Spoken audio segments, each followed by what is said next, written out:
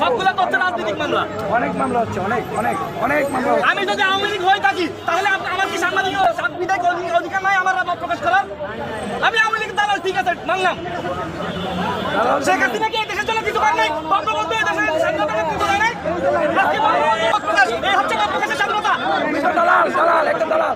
আমি দালাল, হ্যাঁ কি হচ্ছে দালাল? ওই ছাত্র মাস্টার পাড়া সে পুরো দেশের শেষ করে ফেলছে, তুমি তার পক্ষে কথা বলতেছো? তার দালাল নাকি? কে দেশ শেষ পুরো করে দেশ শেষ করে দিচ্ছে। কে দেশ শেষ করছে? 20,000 তরুণ শেষ করছে। আপনারা কি করেন দেখবো আমরা। 20,000 তরুণ শেষ করছে। 20,000 দালাল, তুমি দালাল শেষ করে দালাল।